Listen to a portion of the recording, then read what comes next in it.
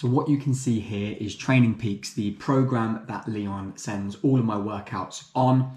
And I'm doing this live, so you'll see this for the very first time as I'm building this up. Now, I've been doing this for lots and lots of weeks, so hopefully I can make it look quite easy and hopefully you can follow along with this video.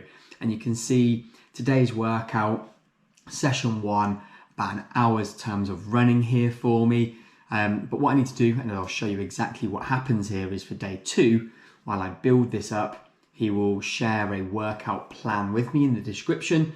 2 sets, 6 minutes of running, up to about 160 beats per minute. And I'll talk to you about how I track that. This is why Training Peaks works so well. Into a 2-minute walking mobility, heart rate recovery, making sure everything comes back down, and also gives me an opportunity to stretch out muscles and joints, things that are aching from my weights workouts that I'm doing around the running here. And you can see here, particularly tough workout, 12 minutes holding a 158 to 166 beats per minute, and then just stepping that up over the next 24 minutes is going to be a very, very tough one. So this is going to be quite an easy one to build. I just come on to Training Peaks here, we set up here, 2 sets of a warm-up, so we can do these 2-step repeats. Now, how many times are we repeating it? Just 2. It's 6 minutes up to 160. So we can actually change this here. Is that going to be about 87? Close enough. 87% of my maximum heart rate. 6 minutes into a 2-minute recovery. So nice and straightforward. There's my warm-up done straight away. And then we have these 12-minute efforts. So we just come into active, we scroll down, we change the time from 10 to 12. Really simple. And I want 158 to 166. And you can see this is what Leon did. We had a threshold test right at the very start of working together, and he set up all these heart rates. So I know that I'm going to be working in this zone for the first 12 minutes. We then add another block here. We need to make sure we change this to 12 again. And then we're just stepping up, I imagine, into the sub-threshold zone. And then finally, one more little kick on here, up for a 12-minute effort, 178 to 182. So I suppose it's there. And actually what we can do, which is really good here, is I can change the range. So we can see 168. Now I want 178. That's going to be right up at 95%, 96%. 178, then 182 is going to be about, what, 99%? Close enough. And then we can put that in, we can scroll down, 5 minutes easy, thank goodness for that. We put another one in, and we just change that time down to 5 minutes at 149 to 157. Full body stretch, we're doing this off plan. I save that, and that is in there for me. What is great with Training Peaks, this links directly to my smartwatch, my Garmin that I use for my runs, and all of those heart rates come directly onto my watch. So while I'm running, I'll get vibrations and alerts to know if I'm in the right zones, if I need to slow down a little bit, if I need to speed up a little bit. What is very handy as well is, certainly on efforts like this, I'll probably be doing this on the treadmill, so I can micromanage my speed a little bit. If I see myself creeping up, I can go down by 0.1 or 0.2 kilometers an hour on the treadmill and make sure that I'm keeping that within the range each time. And really, that's what we get. We get this ahead of time, 2 to 3 weeks, and we can see then the plan. I always, with my runs, have sort of these interval-based sessions. If I show you this one really quickly, we have 7 sets of 90 seconds up a hill, backwards, of course, jogging down the hill, trying to break the knees, and it gives me a little note on that just here about what I'm trying to achieve by breaking the knees, into a 90-second rest and recovery, letting the heart rate calm down. So big effort up the hill, coming back down to rest and recover. And you can see I've already built this one up earlier on today. So really, really good. Everything linking to my watch is a lifesaver. And I will show you out on a run today just what goes into all of this. All right, so another little car video here.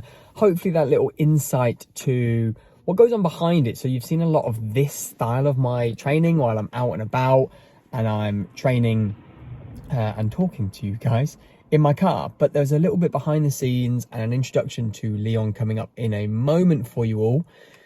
But now it's time to get the nitty gritty done. I've got some hill intervals today, 7 efforts of sprinting up the hill backwards, or a hard effort backwards, jogging down the hill with a little bit of a different technique, 90-second recovery at the bottom, a few deep breaths, repeating that 7 times with a little run each side as well for me.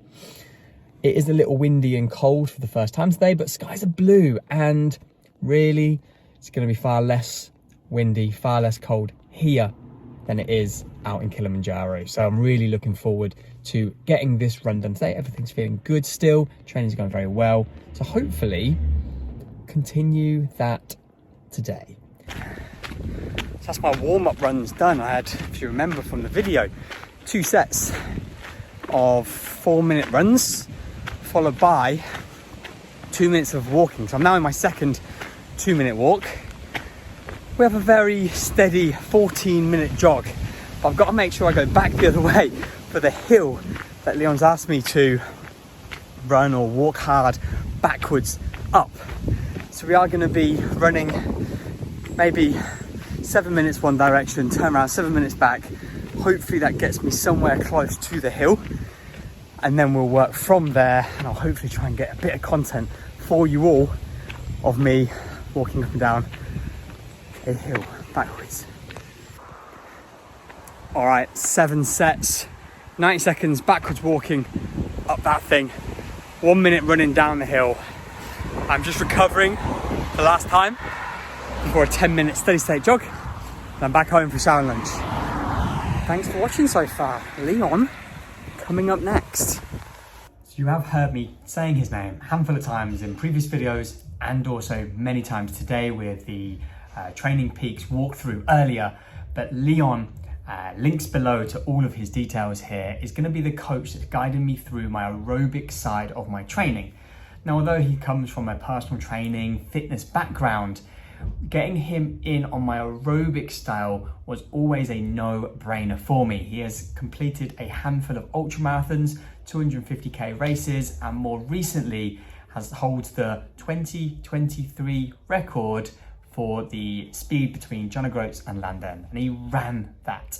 He has also experience of going up to the summit of Kilimanjaro, so these long-term challenges, these fitness type challenges, he was a great person to quickly get on my team.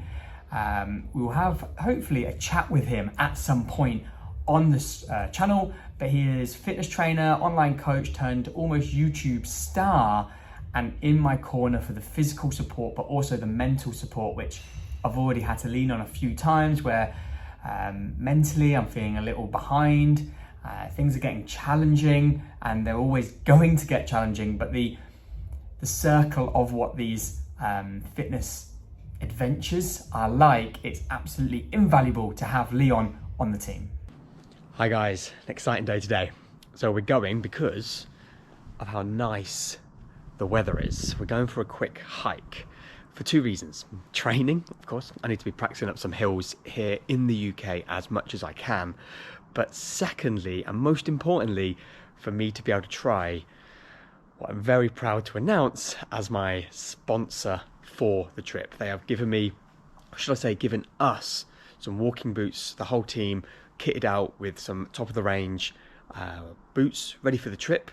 Let me show you what Vivo Barefoot have done and what I'm going to be walking up Kilimanjaro in. I need to thank these pretty hardly, because without these, my feet are going to get battered, they're going to get bruised, I'm going to be sore after the 8 days going up the mountain, and there'll be another vlog coming up especially to sort of highlight the benefits of walking in Vivo Barefoot footwear. Some of you would have seen me in the gym wearing the new shoes, which you're about to see as well. But the boots are going to be out of this world for me. Absolute game changer. So we're going to try them out today and see how they get on.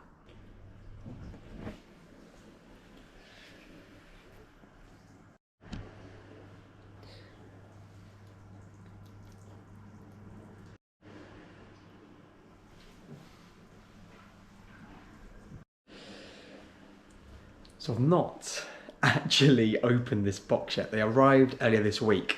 So this is the first time live on the vlog. We call this an unboxing live here. So you get to see it at exactly the same time as me. Now, of course, I know what I've asked for from Vivo. So let's see what they've got in this box for me. Vivo logo. Oh wow, look at this. Oh, amazing. So we have some thermal insoles to put in these boots because it's going to be pretty cold at the top of Kilimanjaros. Huge, huge help. Thermal insoles, amazing. Shout out to Vivo for that. Here we go, guys. The boots. I mean, look. Absolutely amazing. So we've got a nice wide toe base, totally leather, so it's going to bend and mold to my feet as we're walking backwards, obviously in a slightly unique gait. The soles, you're not falling over in these. They're super, super sturdy, giving me lots of grip. Yeah, nice. Is there a second one? Hopefully so. Here we go.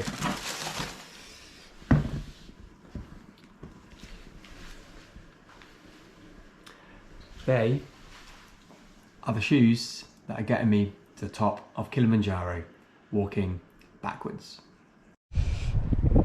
Welcome. Hopefully you can hear me through the wind.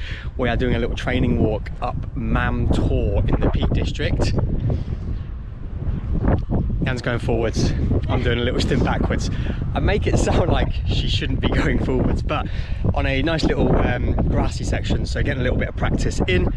She's doing a bit backwards. Oh, here she is for the vlog. Everyone that's coming to Kilimanjaro needs to take note. But yes, we'll show you some nice views at the top. Wearing these Vivo barefoots in, they're so incredibly comfy. As I said earlier when I was introducing them, the really wide toe base just makes it so nice for me to kind of feel the whole floor with the toes, let everything spread out and work. But this place is stunning.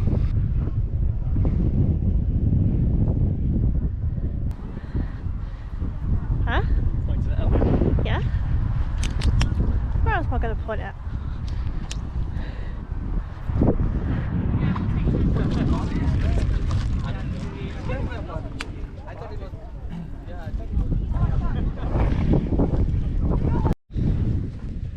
Mam Tor completed. Of course, got to get my backwards downhill walking going as well. A relatively smooth section, I suppose. There are some stairs here, but working on the sort of uneven grass ground is a great help. But yeah, we'll spread some more information about what I do when I'm walking downhill. We're going to have the Guinness World Record attempt, hopefully. There's a big thing behind you. Got my assistant here. Guinness World Record attempt of being the first person up and down backwards. And just talking to Leanne as we're walking down here, surprising that it's harder for me to walk down backwards than it is up.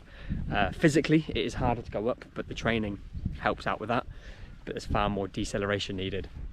So yeah, walking down, controlling myself on this descent, hard work. That is Mam Tor. Coming down here and we're heading back over here where the car is, so we've just got that bit to fill in. Absolutely amazing. What a day for it.